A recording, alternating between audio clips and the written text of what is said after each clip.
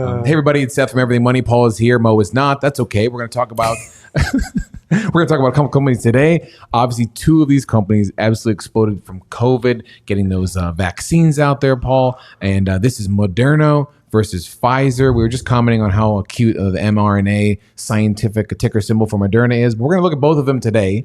See the what's under the hood of these stock prices. What are these companies making? They've been slayed the past year, of course, with the profit, Paul. So we're going to look at that, and we're going to look at our stock analyzer tool, which is a part of our Patreon page you get, and we'll look at what prices we should be buying and or avoiding these two companies at. So, Paul, let's compare Moderna versus Pfizer, baby. Okay, so we're going to do that. I mean, look at this, guys. Let's look at Moderna's revenue growth over the last 4 years.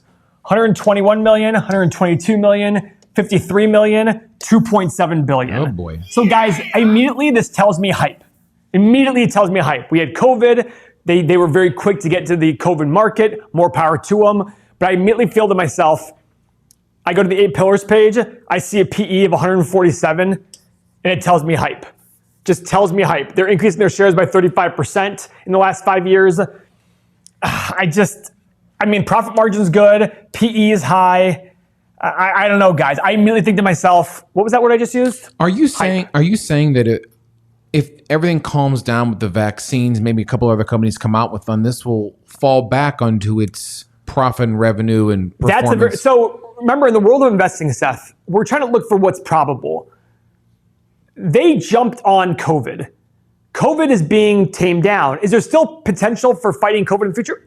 I will not argue that. Mm-hmm. But when you look at the way stocks respond and the fact that a bunch of people bought the stock and drove it up because they were so fast to respond to COVID, it makes me wonder, okay, have they gotten the bulk of their huge revenue? I mean, to go from 53 million last year, 2 years ago, to 2.4 billion, is that 2.4 billion sustainable? Now, in our explanation, in our description of Moderna below, it says they have 13 in clinical trials right now, 13 drugs in clinical trials, mRNA development programs, and they are focused on infectious disease, oncology, cardiovascular, and rare genetic diseases. Wonderful. So you're focused on the future pipeline. Yeah, but how did they literally went 45 times more revenue in 1 year, right? Yeah.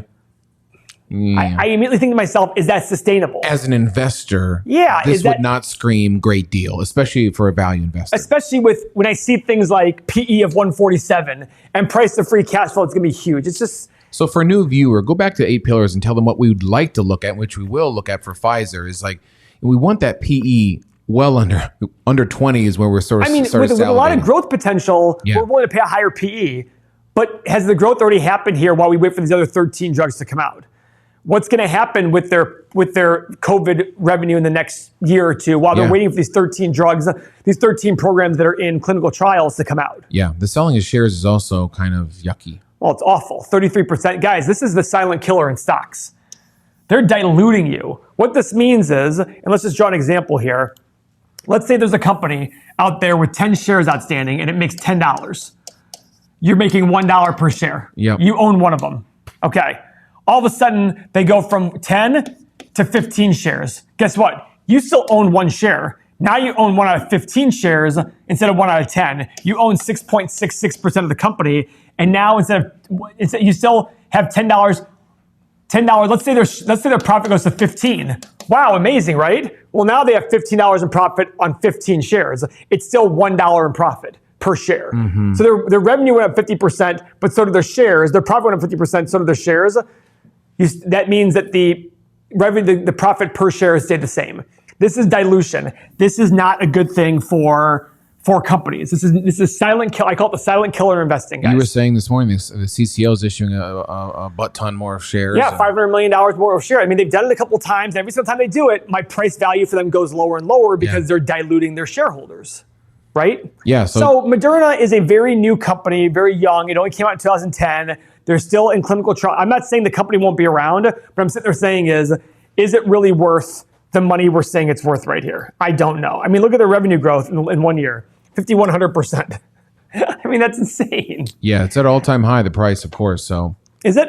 Yeah, I mean, is there even enough data to say what you want to pay about this? No, I would just avoid it. But I'm going to also say, market cap of The market cap 88 of billion. 88 billion. I'd want to go find other companies that are selling for $88 billion, and they probably have way better numbers than this. Yeah, you want to pull up Pfizer? Yep, let's pull up Pfizer. I mean, it's an avoid, folks, because again, we're trying to buy as value investors, and which Paul would argue is the only way to invest is you want to buy well underneath that. Leave yourself a ton of margin of error for downside risk in terms of just thinking how fast and how quickly it could go up.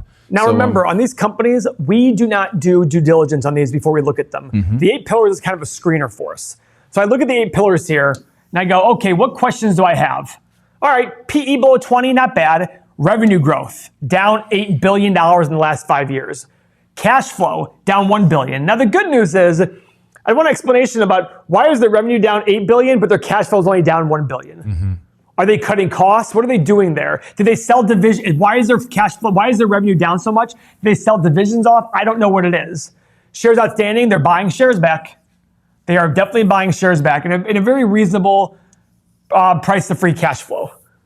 So look at this company, guys. $44 billion in revenue, $218 billion market cap.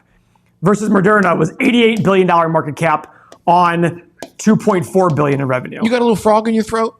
Not really. I got one too. Yeah, I know. I've heard, maybe that's probably because of the psychological, like when I see somebody yawn. A little raspy. Yeah, who knows? Okay, pillar number 3 is revenue growth. Want to look at it? Yeah, so Walk us through it. it's down. Oh boy. 52.6 down to 44.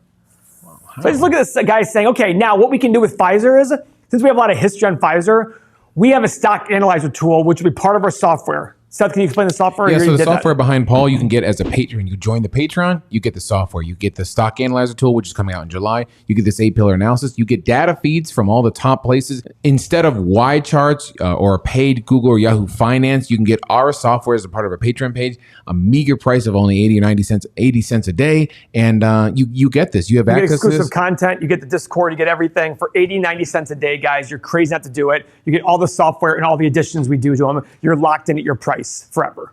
Show us that stock analyzer tool for Pfizer, Paul. So what I did here, guys, was I put Pfizer in here already. I have my 1, 5, and 10-year analyzed numbers, and I have my low, middle, and high assumptions that I make. Once you hit analyze, it gives you a price. Guys, investing is all about assumptions. We don't know what the future is going to be, so we have to assume things. Now, some people might sit there and say, let's look at the past to look at the future, etc. What this stock analyzer tool is doing, it's going to give you 6 values based on earnings multiple and based on free cash flow multiple. It's to kind of give you an idea of where is the stock currently selling? Can you get a feel for if it's overpriced or underpriced? So I made some assumptions here. They've had nothing but revenue fall for the last 5 years, last 10 years. So I put in -5, staying the same, and 5% growth. Put it all the way down here, share change, profit margin, free cash flow as a percentage of revenue, of some future PE. I think 20 is too high for a company like Pfizer with decreasing revenues. Price to free cash flow, and then my desired annual return. Now remember, guys, you see low and you see high. 15%. This is going to be in the video here. You put the higher desired annual return in the low section because that means at high return, you're paying less for the stock. Think about it, guys. The more you pay for something, the less your return will be. The less you pay for something, the more your return will be. I take this back to real estate because you tell me the same thing. You just got to buy a house much lower than you think so you can make more money when you sell it. It's that simple, right? Everything in life. If you have a Magic the Gathering card that's worth 20 grand, are you going to make more money if you pay 19,000 for it or 9,000 for it? Exactly. Your return is higher when you pay more. When you pay less. That's I right. just bought my own BS. Desired annual return, 15, 12.5, and 10. We hit analyze. Guys, it's saying that only 2 of these prices are selling for higher than the current price. $40. And it's the highest assumptions. So this tells me that Pfizer is probably overpriced. Probably overpriced. Now, my assumptions could be wrong. I would not put assumptions in here until you have some idea. Now you sit there and say, oh, well, so my comment would be, unless I think that revenue growth is going to be a lot higher than 5% and I'm just wrong on this, I'm probably avoiding Pfizer because it's not low enough. I'd probably look at Pfizer below these 2 prices when I'm going to start paying attention to it. When 4 of 6 of these are a price that I want it to be at, that's when I'm going to sit there and say, okay, let me take a look at this, right?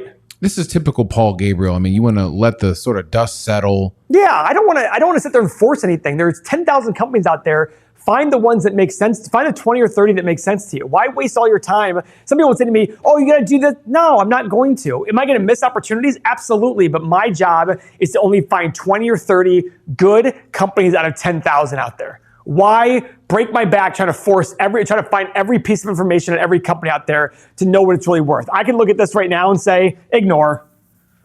Now, let me go up here really quick and see how, let's say I do 0, 5, and 10%. Let's see how much it changes things.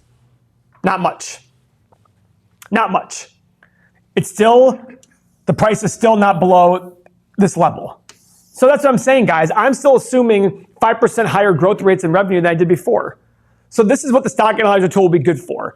Okay, let me change some assumptions here and there. See, okay, it's still overpriced. I'm just going to ignore it. I'll wait. Now I might set, which we'll have soon with the software, an alert set where I say, hey, you know what? I like Pfizer. Let me get an alert when it goes below $30. Then I'll take a look at it again. Yeah, I saw this Warren Buffett quote, and it says the stock market is a device for transferring money from the impatient to the patient. And that's kind of what you are, very patient in this, right? You're not here to jump on trends. And I'm a very impatient person, but it's just the discipline of it. You are actually. I'm very impatient. The yin and yang of that. But remember, the good thing is I have options I make money off of. I have 8, 9 businesses upstairs. I have real estate. I have all these things we're doing. So I don't have to necessarily put all my eggs in one basket. The thing I find about myself, which is very true of a lot of people, is they want to do something so bad that they just find a way to make it work. I've never seen a deal pitched to me that was a bad deal. Paul, this is a great deal. Oh, really? Yeah, because they make it look like a great deal. Yeah. Same with the stock. Never heard somebody pitch me. And one of the biggest criticisms we have in this channel is you hate every stock. Yeah, I pretty much hate a lot of stocks. Yeah. I should. And there'll be a time when I love a lot of stocks. And you'll be saying, the market's dead. Why would you? That's exactly where you should be investing. Yeah. Anyways, that's my spiel. Well said. Join the Patreon. I'll see you in the Discord community. Chat with me. Chat with Paul. And we'll see you on the next show. Actually, Paul, I heard from mine, folks. We go live. Mo goes live every morning at 9 a.m. for the news and analysis of trading. And our big show is always Tuesdays at 1 p.m. Eastern. We go live and take your questions. 600-700 people join us, and it's incredible. So join the Patreon. Tickle the like on the thumbs up. What am I saying? What am I saying? Tickle the thumbs up, Paul. You know how you like to get tickled. You sly fox. See you guys. Thanks.